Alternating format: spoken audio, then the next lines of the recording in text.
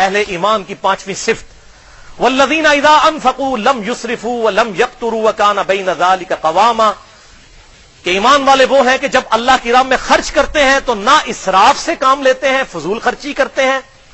اور نہ ہی کنجوسی کے ساتھ، وکان بین ذلک قواما، بلکہ اس کے درمیان رہتے ہیں۔ کراس ریفرنس کے طور پر سورہ بنی اسرائیل کی آیت نمبر 29 ہے کہ نہ تو اپنے ہاتھ کو ایسا بندھا رکھو اپنی گردن کے ساتھ، اتنے کنجوس ہو جاؤ کہ کسی کو کچھ دو ہی نہ، اور نہ اتنے فیاض ہو جاؤ کہ سب کچھ لٹا بیٹھو اور پھر درماندہ ہو کر بیٹھ جاؤ، جنہوں سے پنجابی کہنا ہے کہ نیکی گلے پہ گئی ہے، یعنی سب کچھ ہی اللہ کی راہ میں دے دیا اور خود جو ہے وہ آپ بیٹھ گئے۔ اور یہ بالکل فنیٹک نظریہ ہے، اس حوالے سے بڑی کریٹیکل حدیث ہے، بخاری اور مسلم کی متفق علیہ حدیث ہے، بخاری میں 2742، مسلم میں 4209۔ سعد ابن ابی وقاص رضی اللہ تعالیٰ عنہ کہتے ہیں فتح مکہ کے موقع پر میں بیمار ہو گیا اور مجھے یہ گمان ہوا کہ شاید میں مر جاؤں گا، حالانکہ اس کے بعد بھی 46 سال زندہ رہے، 56 ہجری میں فوت ہوئے۔ اللہ کے محبوب صلی اللہ علیہ وسلم میری عیادت کو آئے، میں نے کہا اللہ کے محبوب صلی اللہ علیہ وسلم میری ایک ہی بیٹی ہے، میں سارا مال اللہ کی راہ میں خیرات کر دوں؟ آج کے کوئی عالم دین ہوتا کہنا ہاں جی بالکل لہنا میں انہیں چندہ بک منو دے دو۔ اللہ کے محبوب صلی اللہ علیہ وسلم نے فرمایا نہیں۔ ان کا یا رسول اللہ 2/3 آپ نے اجازت نہیں دی، پھر کہا آدھا مال،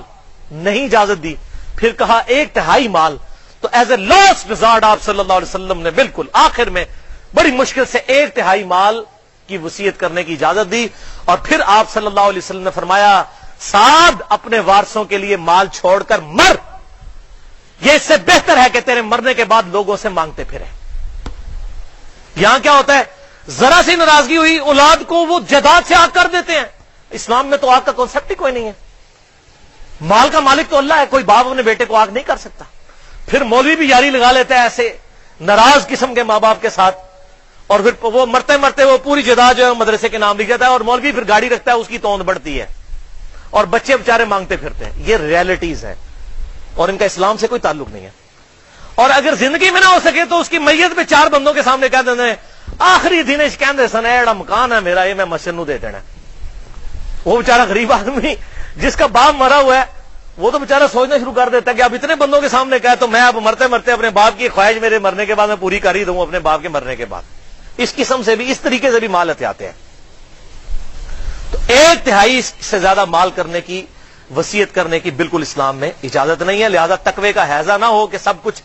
جو ہے وہ لوٹا دیا جائے، بلکہ اپنی اولاد کے لیے بھی چھوڑ کر مرا جائے، کنجوسی بھی نہ ہو اور بہت زیادہ فیاضی بھی نہ ہو، درمیان میں۔